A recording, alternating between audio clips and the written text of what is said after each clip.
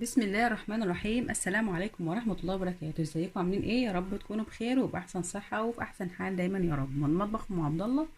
هنعمل النهاردة مع بعض فيديو سهل وبسيط كده. وطبعا كلنا بنحب أكل الرنجة وبنحب أكل الفسيخ، إلا في ناس طبعا ما بتحبهاش. هتكلم عن الناس اللي بتحبها وبتحب تعملها في بيوتها وبتاكلها وكده يعني. طبعا بعد ما بنشوي الرنجة وبننضف الفسيخ وبناكله في البيت وكده. الرنجة بالذات والفسيخ بيبقوا من الحاجات اللي هي يعني ايه ريحتها اللي مش كويسة، بتبقى يعني ايه ظاهرة قوي قوي قوي. وطبعا معانا ناس في البيت مش حابين الريحة ديت، او يعني الى حد ما لو جالك ضيف او حد غريب وكده وشم الريحة فبتبقى ريحة البيت مش كويسة وكده. طبعا بعد ما طيب عشان نقضي على الريحة بتاعتنا ديت، الريحة بتاعت الزفارة بتاعت الرنجة بتاعت الفسيخ ديت من الشقة، ونعطر الشقة كده بريحة كويسة، نعمل ايه؟ بشوية حاجات كده كنا بنرميها في الزبالة.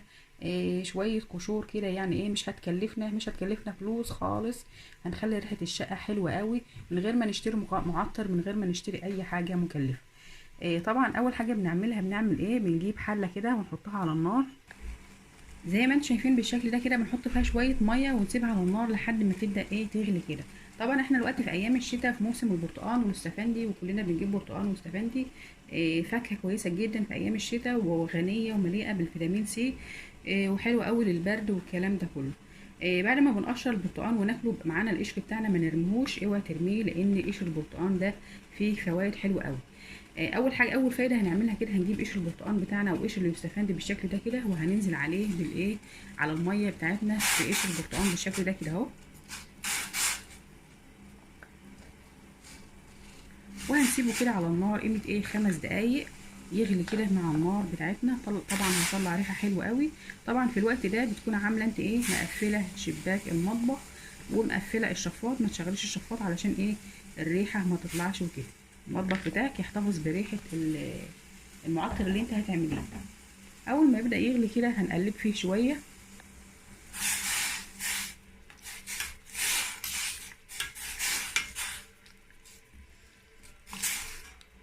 هنسيبه يغلي كده شويه علشان ايه الريحه بتاعته تنزل كده في قلب الميه بتاعتنا. وبعد كده بنعمل ايه؟ بنجيب كمان الفانيليا. عارفين الفانيليا اللي بنحطها على الكيكه وعلى المعجنات والحاجات اللي هي ايه السيرب والحاجات اللي زي دي. بنحط نقطه بس كده صغيره على الخليط بتاعنا كده، على الميه بتاعتنا قصدي كده اهو. وبنقلب كله في بعضه كده وبنسيب الميه ديت مع بعضها تغلي. وزي ما قلنا قبل كده طبعا بنكون مقفلين الشفاط ومقفلين الشباك. انتوا طبعا مش متخيلين الريحه بتبقى عامله ازاي. الشقه ما شاء الله بتبقى ريحتها يعني ايه مليانه بال بالمعطر اللي احنا عملناه ده. تبقى ريحه الشقه كلها برتقال وفانيليا، وبتقضي خالص على ريحه الفسيخ والرنجه. ما بتحسيش باي ريحه زفاره ولا اي ريحه مش كويسه موجوده في قلب الشقه بتاعتنا. لو عجبك الفيديو اعملي بقى لايك واشتراك وفعلي معايا زر الاشتراك عشان يوصلك مني كل جديد من فيديوهات مطبخ ام عبد الله. حاجه كمان بيبقى ليها ريحه كده بنحط فيها الاكل وهو الميكرويف. بنسخن فيه الاكل، وفي ناس بتجهز فيه اكل بتطبخه كده يعني في قلب الميكرويف كده. فبيبقى ايه بيحتفظ بالروايح بتاعه الاكل. ولو هتسخني فيه يعني رنجة برضو او سمك او اي حاجه من دي، بتلاقي ريحه الميكرويف فيها إيه يعني ريحه اكل كده وريحته مش كويسه. فعشان نعطر الميكرويف بتاعنا من ريحه الاكل ومن الحاجات اللي هي الاطعمه، الحاجات المتبقيه، الروايح اللي بتبقى فاضله في الميكرويف دي بتاعنا ده، هنعمل بقى ايه؟ هناخد شويه من المعطر دهوت اللي احنا عملناه بالبرتقال وريحه الفانيليا دهو كمان، وهنحطهم في الميكروويف وهنشوف هنضيع الريحه بتاعته ازاي. هناخد شويه كده من قشر البرتقال ده اهو كده اهو. وحتى لو ما حطيتيش قشر البرتقال وحطيتي ميه بس، هي خلاص كل الحاجات الروايح اللي في قلب البرتقال في قشر البرتقال بتاعتنا نزلت في قلب الميه بتاعتنا كده. هناخد شويه من قشر البرتقال ده اهو كده اهو زي ما قلنا، وهناخد كمان شويه من الميه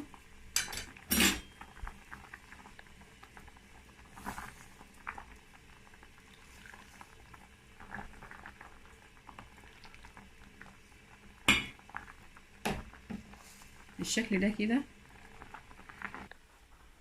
خدنا الكوبايه بتاعه الخليط بتاع البرتقال والفانيليا والميه اللي احنا غليناها مع بعض كده وحطيناها في كوبايه زي ما انتم شايفين كده، هنحطها في الطبق بتاع الميكروويف بالشكل ده كده اهو.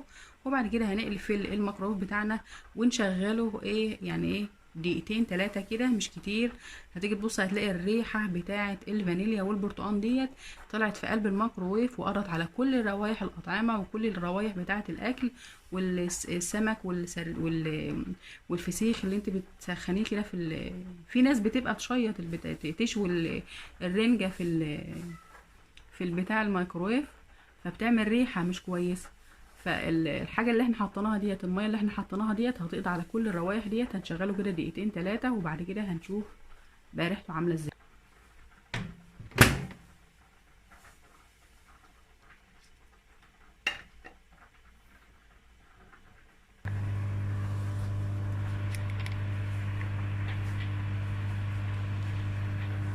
زي ما انتم شايفين الكوباية بتدور في الميكروويف اهي.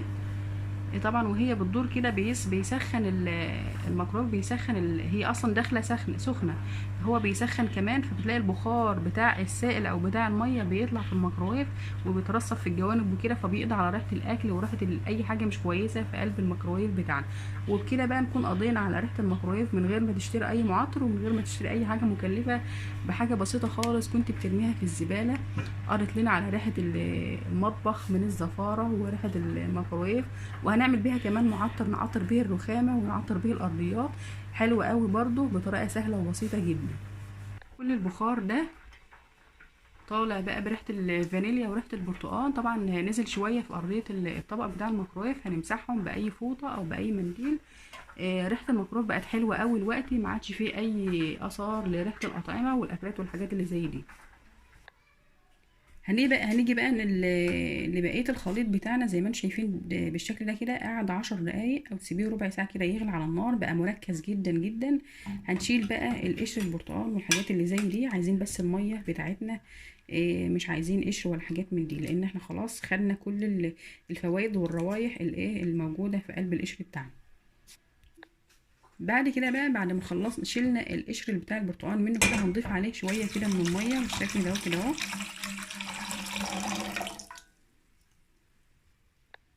وبعد كده هنضيف عليه شوية كده يعني قيمة ايه معلقتين كبار من المحلول الطبي، الكحول الطبي.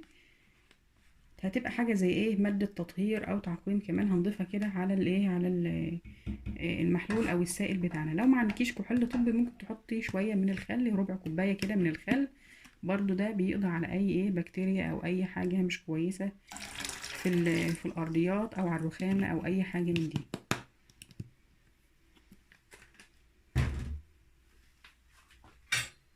واقلب بقى كل المحلول بتاعنا كده في بعض بالشكل ده كده اهو.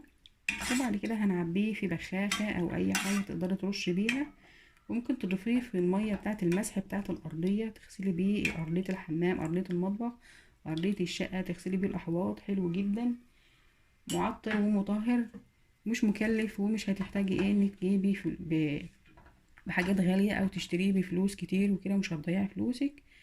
بحاجة كده كنا بنرميها في الزبالة عملنا حاجات كتير اهو.